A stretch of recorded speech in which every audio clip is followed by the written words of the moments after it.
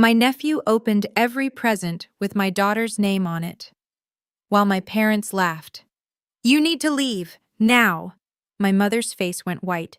"Are you seriously kicking us out on Christmas over some toys?" "This isn't about toys, Mom. This is about you watching my daughter sob while you laughed and filmed it for your phone. Get out of my house." "Alessia, you're being ridiculous." "I said get out." Let me back up. "Hi, I'm Alessia, and I'm about to tell you how one Christmas morning destroyed my family forever. But honestly, it was the best thing that ever happened to me. For 34 years, I believed family meant unconditional love, that parents were supposed to support all their grandchildren equally, that blood ties meant something sacred. Then Christmas Day arrived, and I watched my 8-year-old nephew Cameron rip through every single present labeled for my 6-year-old daughter Lily, while my parents stood there laughing, like it was the funniest thing they'd ever seen. That was the moment everything shattered. Lily was the sweetest kid you'd ever meet. Shy, creative, with these enormous green eyes that lit up when she talked about her art projects. She'd spend hours drawing elaborate fairy kingdoms and building cities out of cardboard boxes. My husband Derek and I were so proud of her gentle spirit. My sister Brooke's son Cameron? Total opposite. Loud, demanding, and used to getting whatever he wanted the second he wanted it. After Brooke's messy divorce 3 years ago, she'd moved back in with our parents, and suddenly, Cameron became the son their entire world revolved around. The shift happened fast. Family dinners that used to include everyone now centered completely around Cameron's travel soccer schedule. Every conversation turned into stories about how gifted Cameron was at sports, how popular he was at school, how he was definitely getting a college scholarship someday.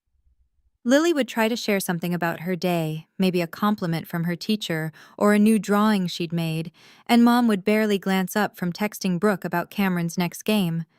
But Cameron could literally burp the entire alphabet, and they'd react like he'd just solved world hunger. "Mom, Lily won second place in the school art competition," I said one October Sunday at their house, holding up the certificate with the official seal. That's nice, sweetheart." Mom didn't even look at it. She was scrolling through photos on her iPad. "Cameron, come show Aunt Alessia that bicycle kick you did at practice. Show her the move, honey." Cameron jumped up and started demonstrating this elaborate soccer move, while Dad filmed it on his phone, both of them cheering like he was performing at the World Cup. Lily's little face just crumpled. She quietly folded her certificate back into her backpack, and I watched her blink back tears. Derek noticed too. That night after we'd put Lily to bed, he poured us both wine and said, "They're not even pretending anymore, Alessia. Your dad didn't say a single word to Lily during dinner. Not one." "I know. I'm going to say something to them." But I didn't. I kept hoping they'd snap out of it, that they'd realize what they were doing. Classic mistake, waiting for people to change when they've shown you exactly who they are. Christmas had always been sacred in our family.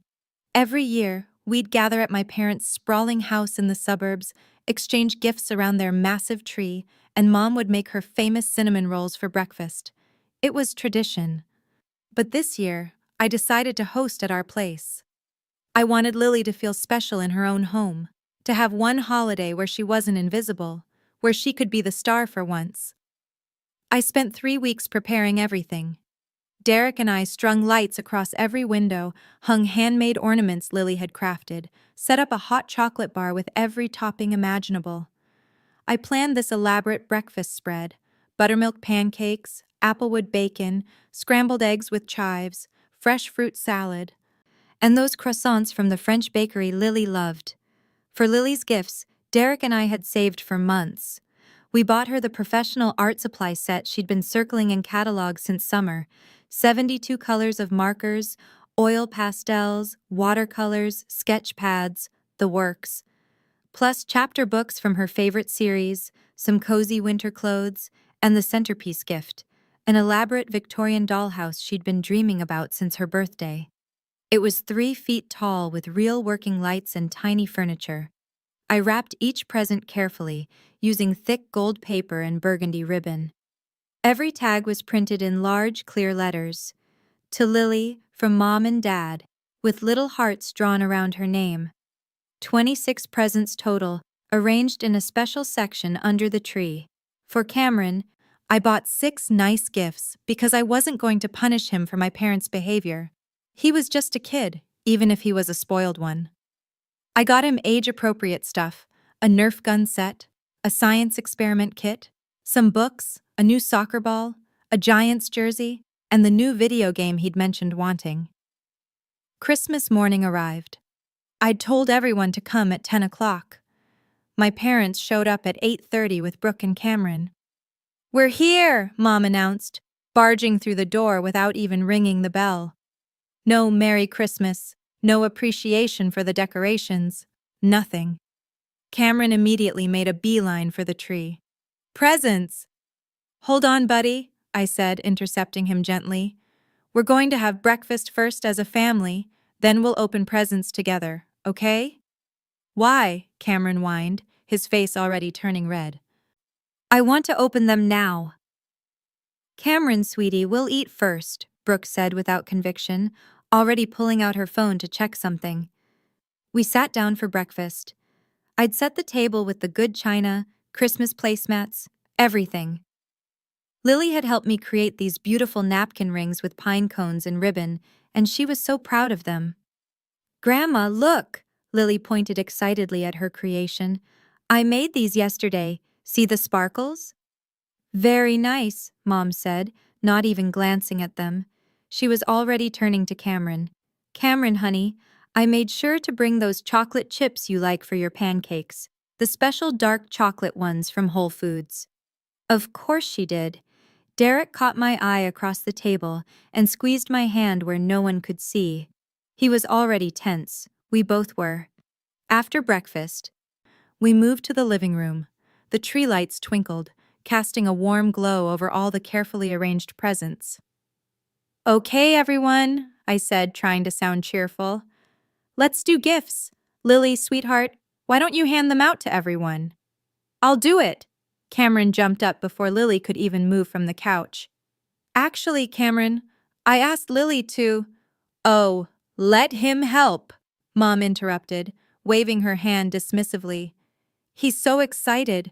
Don't be so rigid, Alessia." My jaw clenched. "Fine. But Cameron, you need to read the names very carefully, okay? Give each person their own presents." Cameron grabbed the first package.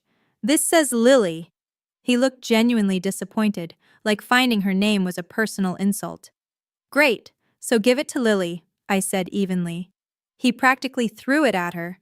She caught it and smiled, starting to carefully peel back the tape at the edges. Lily always opened presents like that, trying so hard not to tear the pretty paper. "Open it faster," Cameron demanded. "I want my turn." "Cameron, please be patient," I said. He grabbed another present. "Lily." Again.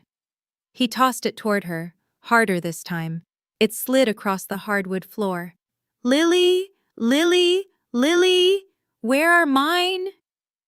"Cameron, there are presents for you too," I said, trying to keep my voice calm. "See those 6 right there with the blue tags? Those are all yours." He looked at his 6 presents, then at Lily's pile of 26, and his entire face went crimson. "That's not fair. She has way more than me." "Cameron, listen," I said carefully, kneeling down to his level. "These presents are from me and Derek because we're Lily's parents. Your mom bought presents for you, and Grandma and Grandpa brought gifts too. It's going to even out, okay?" "But I want more!" he screamed, and I mean screamed. The sound was shrill enough to hurt my ears. "Tyler, honey, don't get upset." Brooke finally looked up from her phone. Then she had the audacity to look at me and say, "Alessia, couldn't you have been more thoughtful about the distribution? He feels left out." I stared at her, genuinely stunned. "Are you serious right now? He's not my child, Brooke. I bought him 6 presents out of courtesy. Lily is my daughter." "Family is family," Dad spoke up for the first time all morning. "We shouldn't be counting who gets what. That's not what Christmas is about. Then maybe, Derek said quietly but with steel in his voice, you all should have brought more presents for Lily.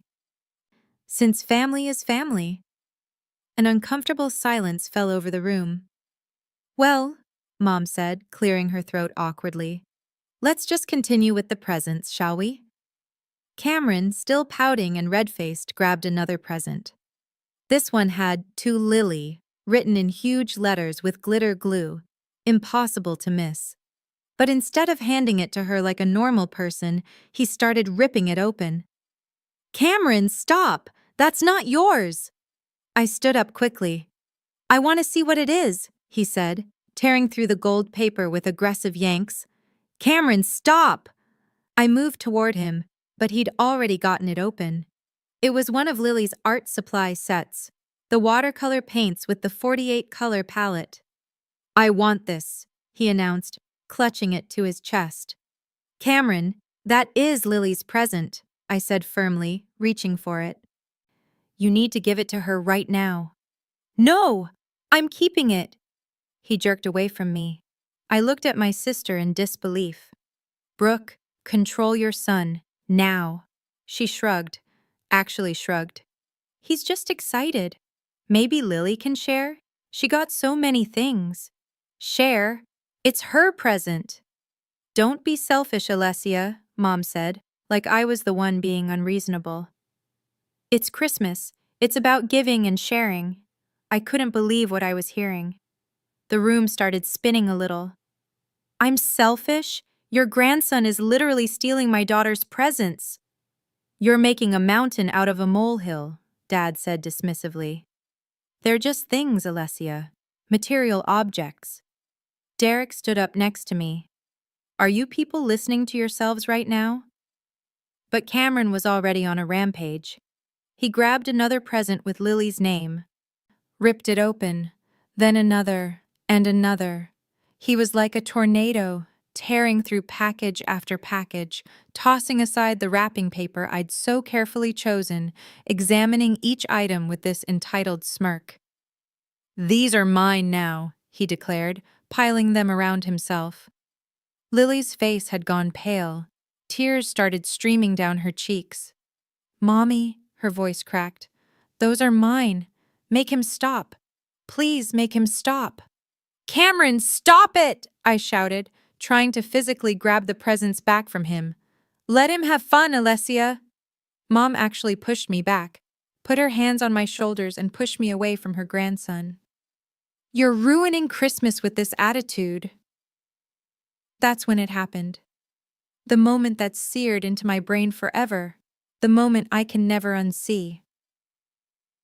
Cameron grabbed the biggest box, the one containing Lily's special Victorian dollhouse, the gift she'd been dreaming about for 8 months. He ripped it open, saw what it was, and yelled, Yes! A dollhouse! I'm going to smash it! Lily's face just completely crumpled. Her shoulders shook with sobs. And my mother laughed. She actually threw her head back and laughed like it was the funniest thing she'd ever witnessed. Oh my goodness, Cameron, you're so funny. Look how excited he is. Dad was chuckling too, holding up his phone, recording the whole thing. This is hilarious. Cameron's on an absolute roll. This is going straight to Facebook. I looked at my daughter, my sweet, gentle daughter, tears pouring down her face, her special day completely destroyed, her dreams literally being torn apart, and my parents thought it was entertainment. They were laughing, filming, enjoying themselves. Something inside me just snapped. You need to leave. Now. The laughter stopped. Everyone turned to look at me. Are you seriously kicking us out on Christmas over some toys? Mom's smile faded. This isn't about toys, Mom. My voice came out eerily calm, which scared even me. This is about you watching my daughter sob while you laughed and filmed it. Get out of my house. Alessia, you're being ridiculous. I said get out. The room went completely silent. Derek moved to stand beside me, his hand on my shoulder. A united front. You don't mean that, Dad said slowly, lowering his phone finally. I absolutely mean it. I was shaking now but standing firm. You came into my home, you let Cameron destroy my daughter's Christmas, you physically pushed me aside to let him continue, and you laughed about it. You're not welcome here anymore. We're your parents, Mom shrieked, her face turning red. And Lily is your granddaughter, but you wouldn't know it by how you treat her. The words came pouring out. Every single time we're together, you ignore her. You dismiss everything she does. You act like she doesn't exist unless you can use her as a comparison to make Cameron look better. And today, you laughed while she cried on Christmas morning. So yes, you need to leave right now. Alessia, come on. Brooke stood up, Cameron still clutching armfuls of Lily's presents. Cameron's just a kid. He didn't understand what he was doing. He understood perfectly because you never discipline him, and they, I pointed at my parents, enable every bratty thing he does. And you, Mom, you pushed your own daughter away to let him continue destroying things. Your own daughter. If we leave now, Dad said coldly, we're not coming back. Is that what you want? Good, Derek said firmly. Doors that way. They all stared at us for a long moment. I could see the calculations happening behind their eyes, the realization that I was serious, that Derek supported me completely, that this wasn't a bluff. Mom grabbed her purse with sharp, angry movements. Fine, be that way. Don't come crying to us when you need something. I won't need anything from people who treat my child like she's invisible, I said quietly. They left. Brooke grabbed Cameron, who was still clutching several of Lily's presents in his arms. I didn't even have the energy to fight about it anymore. What was the point? The door slammed so hard the windows rattled. Lily was sobbing in the corner of the room, curled into a small ball. Derek went to her immediately, scooping her up in his arms. I stood there shaking, watching through the front window as they loaded into Dad's SUV and drove away. Mommy? Lily's small voice shattered my heart into pieces. Did I do something wrong? Is this my fault? No, baby, no. I rushed to her and Derek, and we held her together, the three of us in a tight embrace. You did nothing wrong. Nothing at all. This is not your fault. The rest of Christmas Day was quiet. We let Lily open her remaining presents, the ones Cameron hadn't gotten to. Derek and I sat with her, making a big deal out of each one, trying to salvage something from the wreckage. We played with her new art supplies, watched her favorite movies, and I made grilled cheese and tomato soup, her comfort food. By bedtime, she seemed a little better, but I was absolutely furious. Not just at what happened, but at myself for letting it get that far, for not protecting her sooner, for all those Sunday dinners where I stayed quiet while they ignored her. The next morning, my phone exploded. Text after text after text. My parents, Brooke, aunts, uncles, cousins I hadn't talked to in years, all saying variations of the same thing. You overreacted. You ruined Christmas. How could you kick out your elderly parents on Christmas Day? You're being cruel and selfish. Family forgives family. Cameron's just a child. Not one single person asked how Lily was doing. Not one. I blocked my parents' numbers. Then I wrote a detailed message in our family group chat explaining exactly what happened. No sugarcoating, no softening the truth. I described Cameron ripping through presents, my parents laughing while Lily cried, Mom physically pushing me away. I laid it all out. Then I left the chat and blocked everyone who'd sent me nasty messages. Derek's parents, who lived in California, called that evening. We heard what happened, his mom said gently. We're so sorry, sweetheart. Can we video chat with Lily? They spent an hour on FaceTime with her, asking about her presents, her art supplies, her drawings. They wanted to see everything. 2 days later, a package arrived with a note that said, "From your real grandparents who love you." Inside was a beautiful set of colored pencils and a huge sketch pad. I cried reading that note.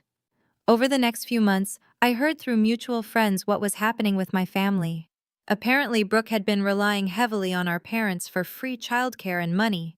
But without me there as the scapegoat, the difficult daughter they could bond over criticizing, cracks started showing fast. Cameron got expelled from his elementary school for bullying 3 different kids, had to switch to a new school across town. Brooke couldn't handle working full-time and dealing with his constant behavior problems, so she cut her hours to part-time. Money got really tight. My parents, now fully responsible for Cameron every single afternoon, started realizing what an absolute nightmare he was. The constant demands, the explosive tantrums when he didn't get his way. The destruction. He apparently broke Mom's favorite lamp during a meltdown and didn't even apologize. Turns out when you spoil a kid completely rotten, he doesn't magically become grateful. Shocking. I heard through my cousin Rachel, one of the few family members who'd stayed neutral, that Dad complained to his brother that he couldn't even watch a football game in peace anymore because Cameron demanded constant attention.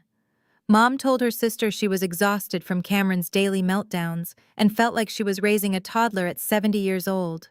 Meanwhile, Brooke's ex-husband Logan decided he wanted more custody, took her to court. The school reports about Cameron's behavior issues and expulsion didn't help her case at all.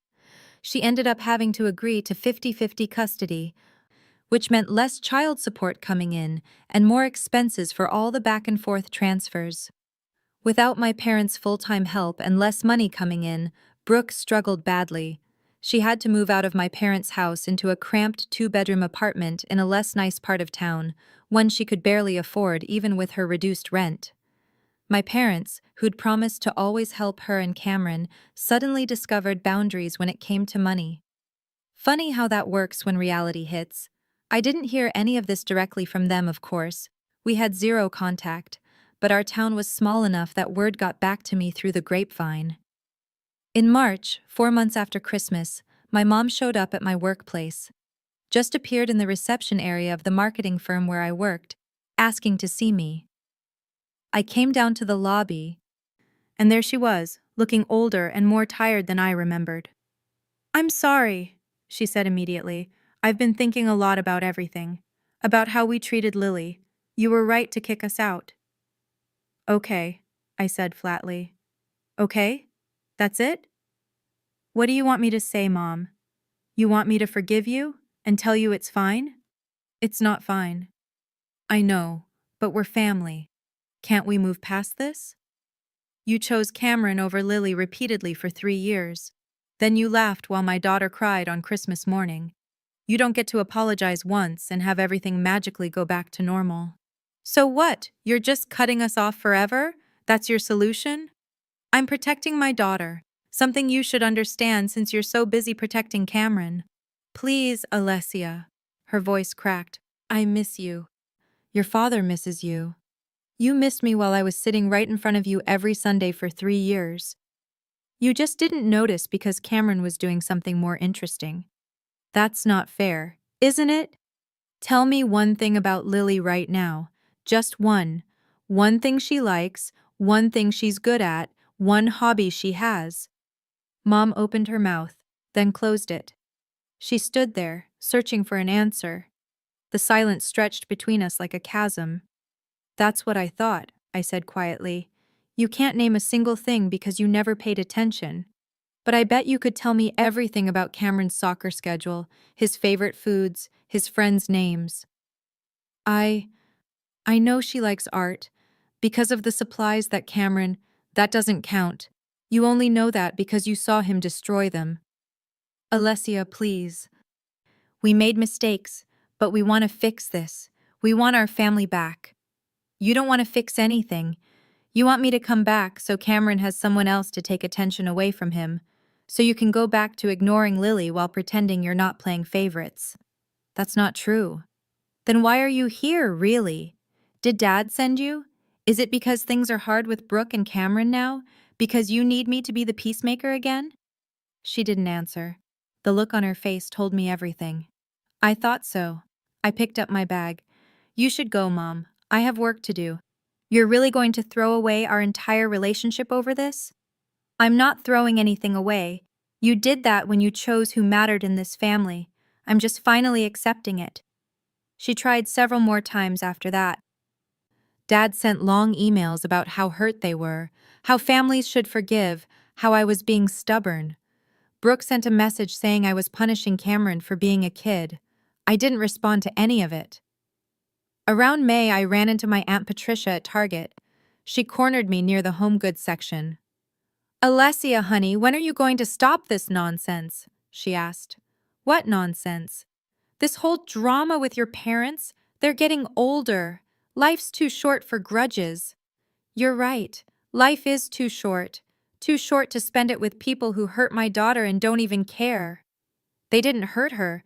Cameron's just a child who got overexcited." They laughed while she cried. They physically pushed me aside to let him continue destroying her presents. They made her feel worthless on Christmas morning. That's hurt. "Oh, you're being so dramatic. Kids are resilient. So Lily should just accept being treated like garbage because she's resilient? Would you tell your kids that?" Aunt Patricia's face flushed red. "That's different." "How? Because it's not your grandkids being affected?" She didn't have an answer. Funny how nobody ever did. In June, Brooke called from a number I didn't recognize. "What do you want?" I answered. "I need help. Cameron's therapist costs $400 a session, and insurance only covers half. Mom and Dad can't keep paying for it. Can you help?" "No. Alessia, please. He's family. He's struggling." "He's struggling because you never taught him boundaries or consequences. That's not my problem to solve." "How can you be so cold?" "This is your nephew." "My nephew who destroyed my daughter's Christmas while you sat there on your phone. That nephew? He was just a kid acting out. And you're punishing him now by actually parenting him? Interesting concept." "You're horrible. I'm not punishing anyone. I'm simply not fixing problems that aren't mine to fix. You want help? Ask the parents who enabled him into this mess. Oh wait, they can't afford it either. Guess that's what happens when you spend all your energy on the wrong things." I hung up. She didn't call back. 4 years have passed since that Christmas. Lily's 10 now, thriving without their toxicity in her life.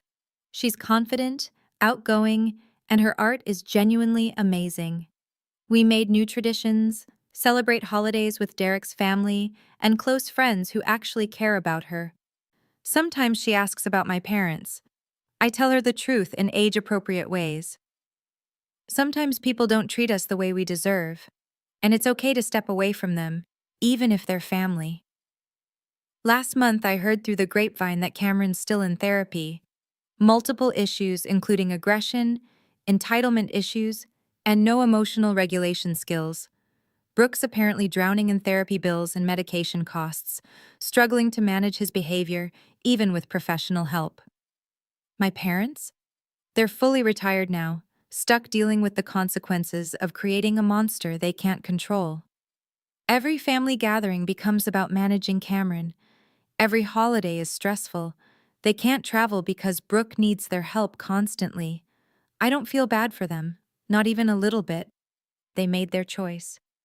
They chose to enable destructive behavior. They chose to laugh at my daughter's pain. They chose their golden grandchild over the grandchild who actually deserved their love and attention.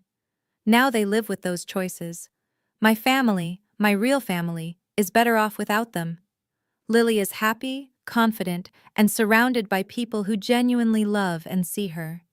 Derek and I are stronger than ever, and I learned the most important lesson of my life. Blood doesn't make you family.